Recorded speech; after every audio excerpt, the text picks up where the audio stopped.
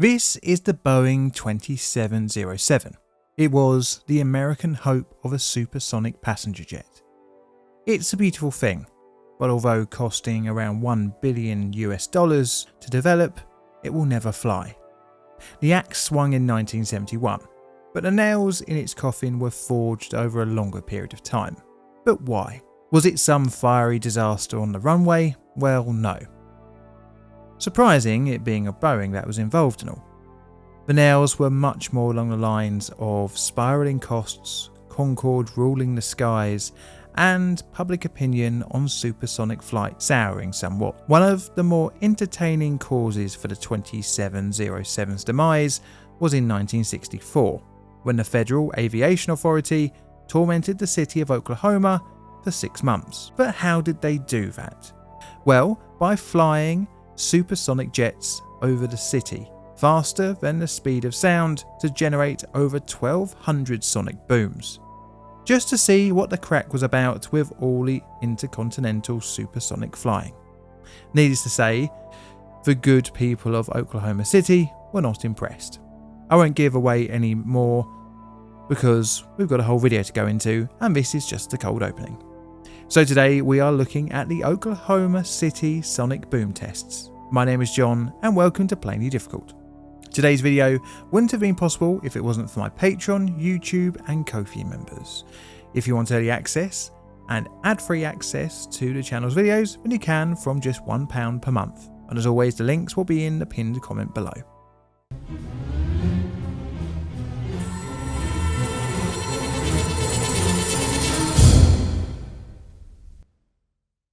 The future of air travel. The 1950s and 1960s were a crazy fast time of innovation. Air travel had gone from this to this. It must have felt like that there was no end to the technological advancement. The next move in the jet age was to the supersonic age. This initially came along with the advent of supersonic serial production military aircraft in the early 1950s. Of course, this led into supersonic bombers, and traditionally bomber aircraft would find civilian variants for carrying of people. Just take a look at this big bastard, for example, the Fairman F-60 Goliath.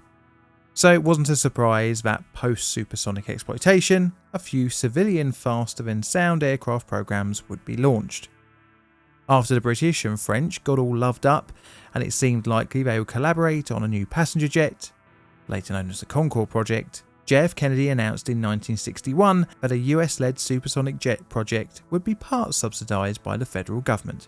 A program was launched 2 years later, and the 3 biggest aircraft manufacturers at the time came forward. This was Boeing, Lockheed and North American Aviation.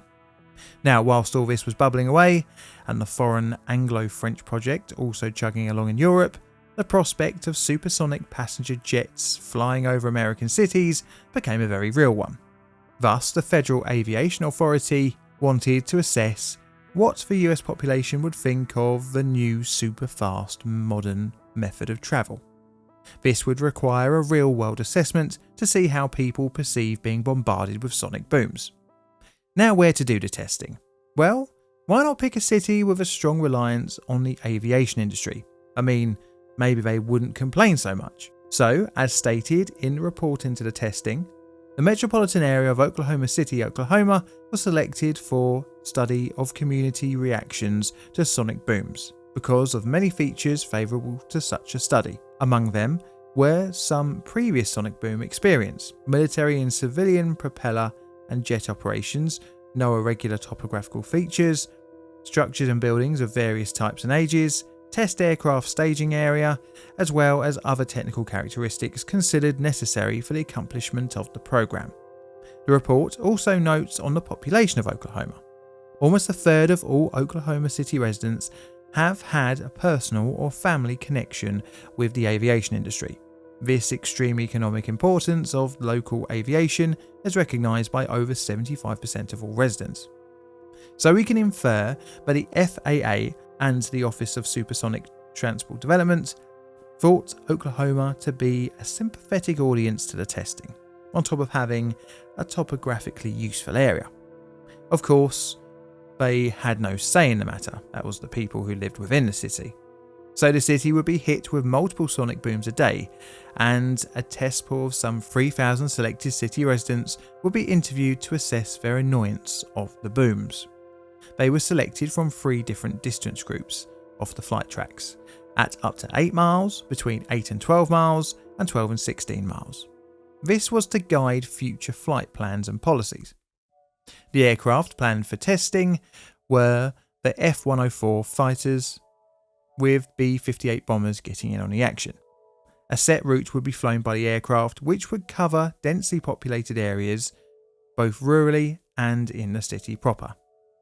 4 fully furnished newly built test homes were procured for the experiments, which would be checked throughout each day to see if any pictures fell off the walls or glass broke in the windows.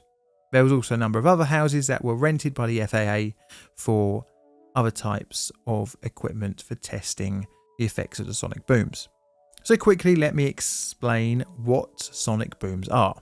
So when something, in our case an aircraft, travels faster than the speed of sound, it pushes the molecules of air aside.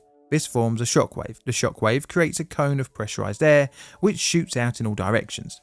Part of the cone, if flying low enough, reaches the ground.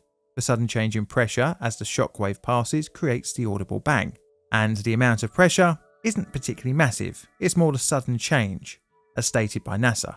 The change in air pressure associated with a sonic boom is only a few pounds per square foot, about the same pressure change experienced riding an elevator down 2 or 3 floors. It is the rate of change, the sudden onset of the pressure change, that makes the sonic boom audible. And for Oklahoma City booms, the pressure was going to be between 1 and 1.5 pounds per square foot, rising to 1.5 to 2 after 12 weeks. This was the rough estimate a supersonic passenger plane would generate, and vitally, it was not enough to cause any damage, or so they would think. The booms begin. So the testing began on Monday the 3rd of February 1964 at 7 AM.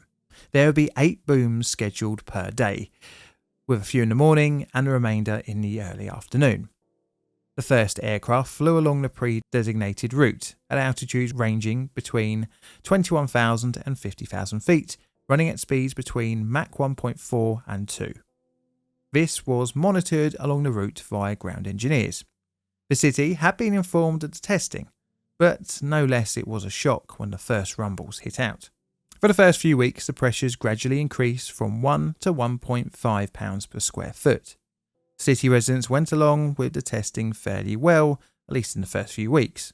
The number of complaints were fairly low during the initial interviews, and an even lower amount was recorded as received by the FAA. Likely this was due to an intensive public relations campaign in the lead up to the commencement of the test, promising Oklahoma City would become a supersonic hub connecting the city to the world. However, many were concerned almost from the first boom. Residents experienced rattling window frames, cracked plaster, and rumbling furniture. But initially, at least, it was tolerated. As the allowable pressures slowly increased up to 1.5 pounds per square foot and the testing continued, week after week, public opinion started to slowly drop. We can see this in this Oklahoma City Times headline: "Councilmen ponder boom halt appeal." Acceptability ratings from interviews conducted in the first few weeks came back with a 99% of those asked accepting the sonic booms 8 times a day. By the second interviews from the end of May and early June, the score had dropped to 94%, with the annoyance percentage increasing from 13 up to 26 over the 2 interview periods. The test homes showed no real damage and all within remained intact.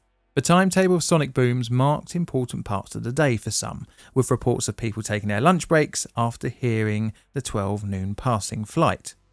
But a growing number of residents were less than happy. Financial claims were put into the FAA for broken windows, including some of the city's tallest buildings. But most claims would not come until the end of the tests. Resentment was rising. On the 12th of May 1964, an Oklahoma State District Court issued a temporary restraining order against the tests. It would be dissolved on the next day, but it wasn't for nothing.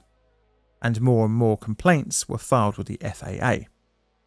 Civil groups began kicking up a stink by contacting national news agencies, which would understandably lead with multiple reports into the tests. Protests against the local government were also gaining momentum around May. By July, the end of the tests were in sight. Reflecting on the relief, a New York Times article headline would say, "Many in Oklahoma City relieved as sonic booms near end." By July, some 9,594 people had complained of some sort of damage or issue with their property during the testing. Included in this number were a few thousand financial claims. But put a pin in that though, as I'll come back to this in just a little bit. The testing ended on the 31st of July, in which over 1,200 sonic booms had been inflicted on the city's population. Final interviews with the 3,000 participants had a 92% approval rating, down from the original 99% at the start of the experiments, and the annoyance percentage had remained level at 25%. The data gathered from the testing would be picked over for the next couple of years by a few different agencies, leaving the residents of Oklahoma City a bit bewildered with the 6-month guinea pig experience. Damaged buildings were repaired and a normal boom-free life resumed. The aftermath. The report released by the National Opinion Research Center in January 1965 put a very positive spin on things. Although there were complaints, the reports written about the tests focused on the positive 73% that had said that they could live with the booms indefinitely, glossing over the fact that 1 in 4 residents did not want them at all. Interestingly, when the press interviewed people, they were more damning of the testing, but still thought it as for the betterment of the country. The people of the early 1960s were definitely a different flavour of patriotic. "If it's for the betterment of our country, I guess we can stand it," one respondent to a New York Times article would say.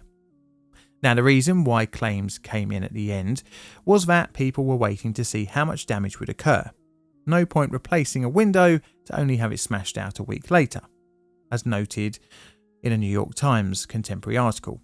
Mayor Shirk wrote, "The amount paid on claims can in no way be indicative of the extent of damage, because many citizens were waiting for the tests to end before filing claims, so as to better ascertain the full extent of the damage.